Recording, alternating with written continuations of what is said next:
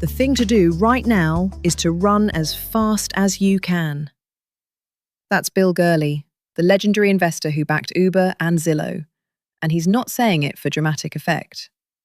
On Silicon Valley Girl, he makes the case that this AI wave hits differently because it's coming for white-collar work people assumed was safe. Welcome to X-Pulse Digest. The part that stuck with me is how practical his advice is, and how he threads the needle between panic and complacency. A layoff headline kicked off the conversation.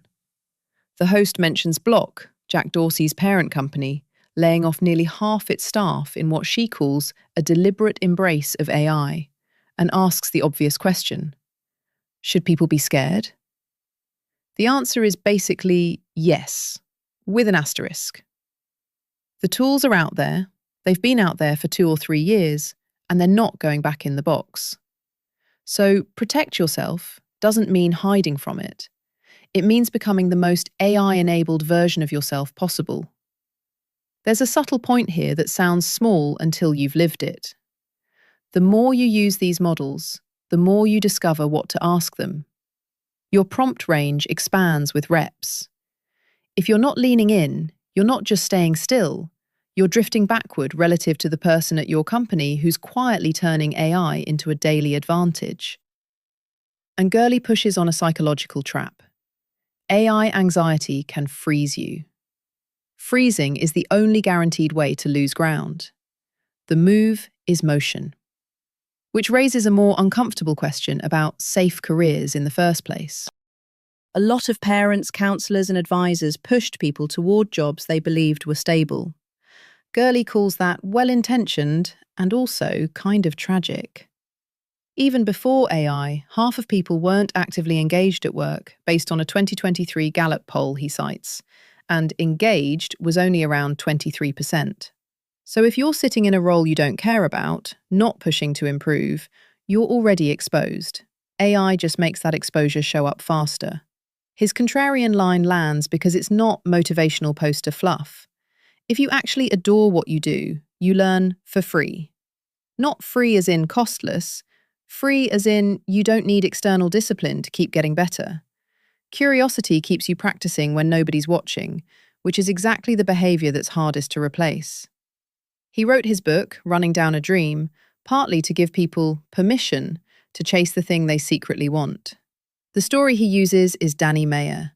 The future restaurateur was on a path toward law school, LSAT and all, until someone pointed out the obvious.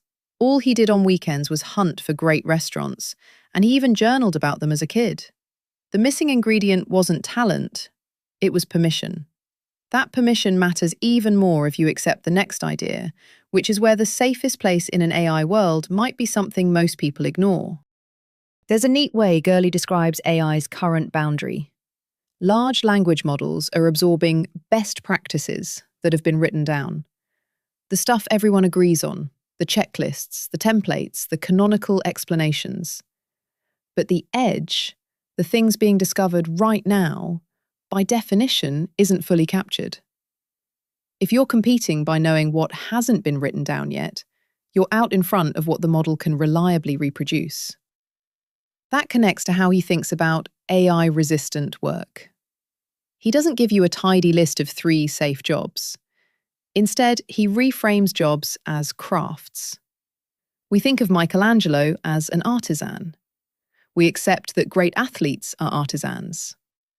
But what about a lawyer, or someone in another white-collar profession? The best people in those fields, in his view, are artisans too. What do artisans have that models often don't? Nuance.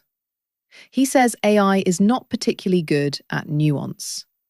And if nuance plus judgment is your value, you're harder to swap out. Still, he does point to early threats. Anything that's basically language transformation is already under pressure.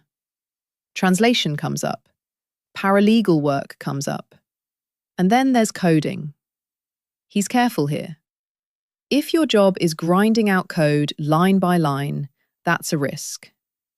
If your job is understanding structure, why one algorithm is better than another, how to reduce and improve efficiency, that still matters. But the best way to be a software engineer in an AI world is the same as every other role. Be the person who knows the tools. He gives a blunt image. A farmer with a tractor and drones is going to run over a farmer with a hoe and a donkey. The uncomfortable part is realizing you don't get to opt out of the tractor race, which is why your own habits, especially the ones that made you successful before, come under scrutiny. The host confesses something relatable. She's a hard worker, says yes to every brand deal, and suspects the next level of growth requires learning how to say no. How do you actually unlearn the behaviors that helped you win? Gurley reaches for a quote that's useful because it's not mystical. Strong opinions, loosely held.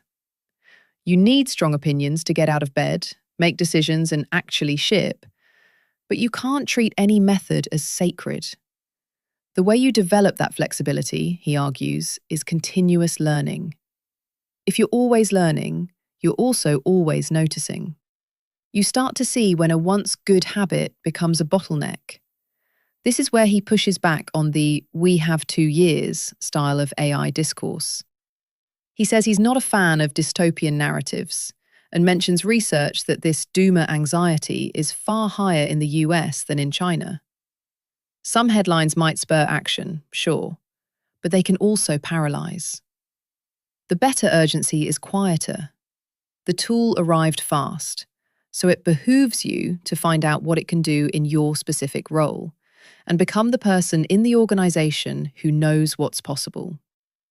That sounds straightforward until you hit the next problem. Most people aren't short on curiosity. They're drowning in it. Chasing curiosity is a nice slogan until your brain lights up for 10 different things. The host pauses on that because the modern internet is basically a curiosity slot machine. Gurley's answer is comforting in a non-cop-out way. He studied best practices and collected exercises, but the simplest signal is this: look at what you do at home, in your spare time, when nobody grades you. He gives his own example. Early in his career, he was an engineer for 2.5 years. Then he read One Up on Wall Street by Peter Lynch and started studying and trading stocks at night. He didn't label it a sign at the time, but it was. Eventually, he went to work on Wall Street. He also removes the pressure to find the thing on schedule. Some people don't find their fit until they're 30 or 40. The goal is shots on goal, not a perfect answer at 20. A practical reflection he used at his first 2 career stops is brutally simple. A couple years in, ask yourself if you can see yourself doing this 30 years from now, and notice your reaction. In his first 2 cases, the answer was immediately no. He ties it to Bezos's regret minimization framework, imagining your 80-year-old self advising you on a career choice. If that sounds heavy, good. Career decisions are heavy. Then he brings it back to the stat that started the episode's tension. In their survey, 6 out of 10 people said if they could restart their careers, they would do something different. Often it wasn't because they were lazy. It was because they outsourced the decision to a professor, to parents, to culture, to the one exam they happened to ace. So if you're going to take control of the decision, you'll probably want guidance. That leads to his surprisingly tactical take on mentors. Most people, he says, shoot too high. They email someone famous, ask for time, and get ignored. It's not personal, it's just math. Instead, he suggests building 2 kinds of mentors. One is real people you can actually reach if you come down the ladder a couple rungs.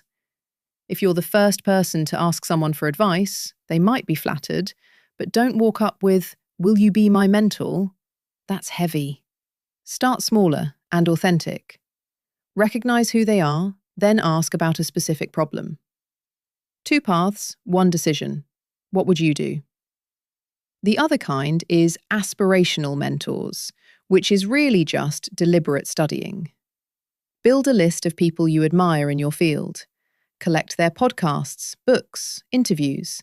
Make a simple document. Ask AI about them. Build a digital profile and ruminate. He compares it to being a fanboy of LeBron James. Study the greats so closely, it builds your confidence that the path is achievable.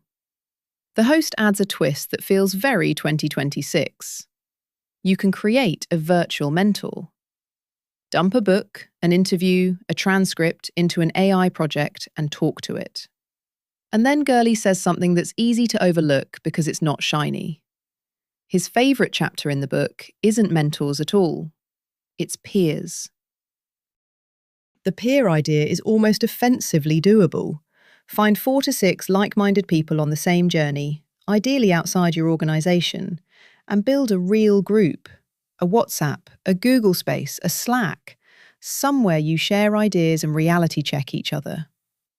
He frames it as increasing surface area, more learning, more job opportunities flowing through the network, more someone to call on the day you can't tell if you hate your career or just your company.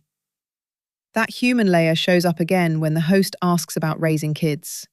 Gurley describes how North American parenting has turned into what Jonathan Haidt calls a resume arms race, with kids scheduled into everything and specialization pushed earlier and earlier, sometimes even choosing a major as part of the college application.